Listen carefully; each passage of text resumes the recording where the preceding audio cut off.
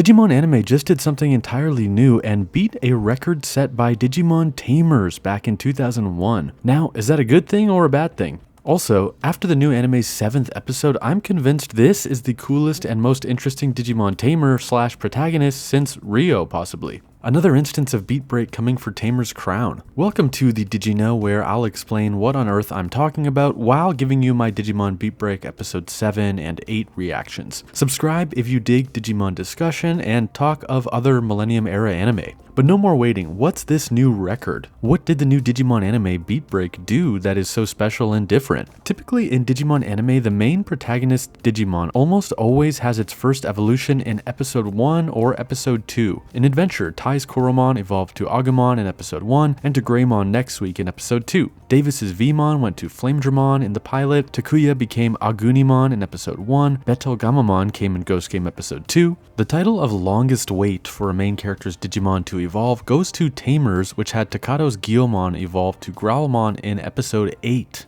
Well, Beatbreak just crossed that 8-episode milestone, and this little guy here, Geckomon, our protagonist Tomoro's partner Digimon, has still not digivolved. Much like Tamers, we've seen the evolution of enemy Digimon, of allies, but Geckomon just won't do it. Not only that, as of November 21st, outside of Toei and Bandai HQ, nobody knows what Geckomon's evolution line is going to look like. It has not leaked or been teased early through the card game, merchandise, or even the opening.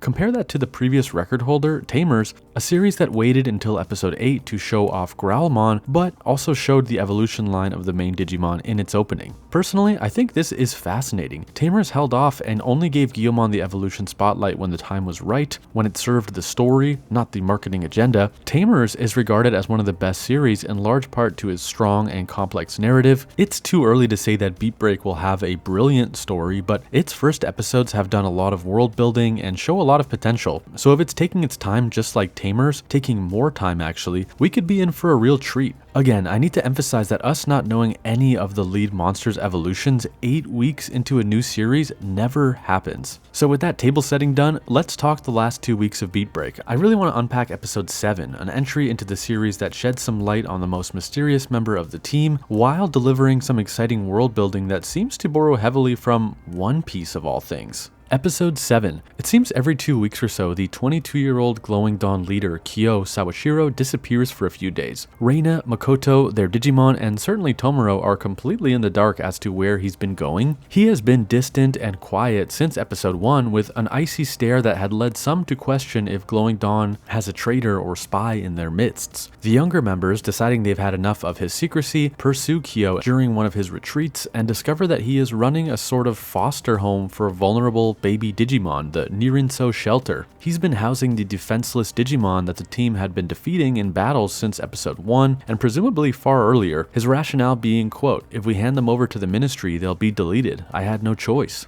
As if that wasn't already a compelling twist, it gets far more creepy and far more touching. If you're new to Beatbreak, in this universe, Digimon must feed off of human spirit or e-pulse by literally biting onto a human and sapping their energy like a vampire draining blood. So now, with Kyo being the sole human running this foster home in the woods for dozens of hungry baby Digimon, it begs the question that Reina inevitably asks, Kyo, where do these Digimon get their energy? This young man has been feeding them his life energy, literally pulling up his sleeve and giving them his arm to absorb his life force. He has an incredible line too, when asked why he didn't go to the others for help. Quote, "Maybe I'm just satisfying my ego." Kyo is wondering out loud if anything is truly altruistic or if good deeds are done to make the deed doer feel superior to others. This kind of writing is, frankly, way smarter and more mature than I expected from a show I thought was going to be digital monsters punching each other. I'm blown away by Beatbreak week over week.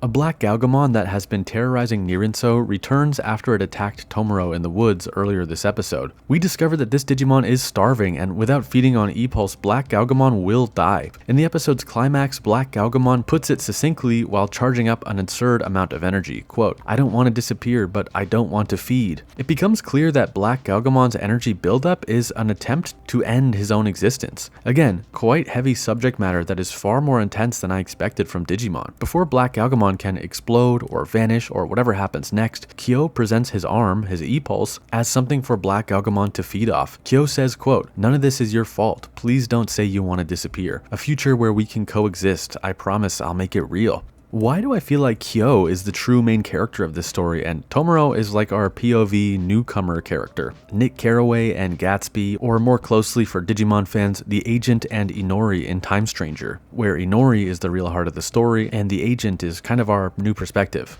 One more thing before we talk episode 8. The 5 stars is a name we now have for the mysterious figures in the opening that I've been calling our human villains. Some exposition in this episode reveals that they are the 5 Digimon owners or users at the top of the cleaner, aka bounty hunter, world. They each represent one of the 5 elements in Chinese philosophy: wood, fire, earth, water, and gold or metal. Between this, the Shangri-La Egg Tower, Murasamimon's reference guide entry referencing Shambhala, we are absolutely getting some Chinese mythology injected into this Digimon season. When we go to the digital world in Beatbreak, will it be Shambhala, like how Time Stranger takes place in the Greek mythology-inspired digital world of Iliad? I'm almost certain we'll see Shambhala, the third and newest server world. The 5 stars are also feeling very One Piece to me, namely the 7 warlord system in which a small number of high-powered pirates are basically given amnesty by the world government so that they can do whatever they please in exchange for the fact that from time to time the world government might call on them to complete some dirty jobs they don't want the government's name attached to. Considering One Piece is a mega hit and that they are both Toei animated properties, I think Digimon taking inspiration from the biggest anime of the 21st century kind of rules. This is not me going, LOL, they ripped off One Piece. It's me saying, ah yes, a mon of culture, seeing elements of One Piece in Beatbreak. So yeah, 7 was a fantastic episode, and let's talk episode 8.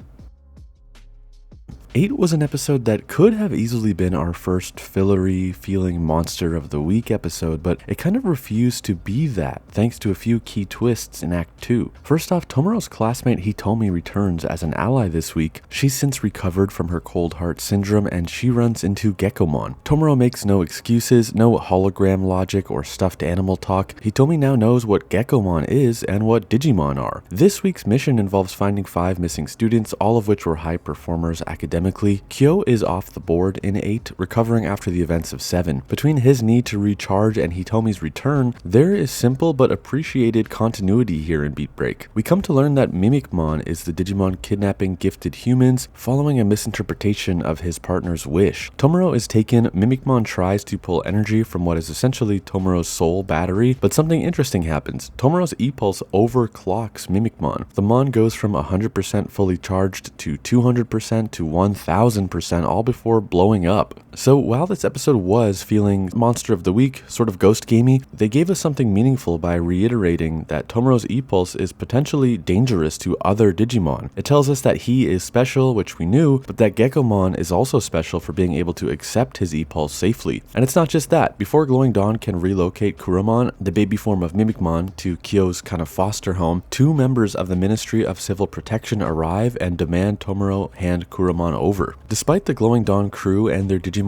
outnumbering these 2 men in suits, Makoto and Reina shamefully comply, looking down at their feet, telling Tomura not to resist. What's going on here? Are they afraid or ashamed? The Ministry take the Kuromon and Tomura is utterly confused. It's unsettling seeing our normally rebellious heroes back down so easily when confronted by Ministry members. Also, I think Tomura just dropped out of school at the end of the episode. Next week, episode 9, we appear to be going into the Shangri-La Egg, a location teased and emphasized since the first trailer. And I believe that's one of the 5 stars we saw in the Next Time On piece, kind of the 7 warlord system of Digimon Beatbreak. So if you were thinking this anime needs to pick up the pace, then it seems next week will absolutely provide the forward momentum you've been hoping for. That said, I believe the show has been escalating the plot, fleshing out its world, and expanding the depth of its core cast at a very solid pace so far. I personally have no concerns, but I'm seeing some kind of chop comments online. The irony is that while yes, it's true that Gekomon and Chirapmon haven't digivolved yet, there has been more character development than your average season, just not digivolution. Gekomon, Tomura, Reina, and Kyo have all grown majorly, more than the characters in Adventure 2020 or Ghost Game did in their first episodes, and honestly more than they did in their 60+ episodes in some instances. So those are my thoughts on Beatbreak 7 and 8. I don't think they hit as hard as the excellent 5 and 6 pairing, but 7 left its mark with the Kyo development, and 8 earned my respect by not letting itself just be a Monster of the Week story. I It gave us that unsettling ministry confrontation to chew on, and re-emphasized how Tomoro's strange E-Pulse is one of a kind. Overclocking a Digimon to a 1000% power input is kinda nuts. Of course, let me know what your thoughts are on these 2 episodes and Beatbreak so far. I'm loving it and still can't believe we have no clue what Geckomon's or Cheerupmon's champion forms look like. Thanks for watching. If you want more from me and you didn't see it already, I did a goofy video going over the Fox Kids Power Rangers in Space Cross Ninja Turtles crossover from 1998.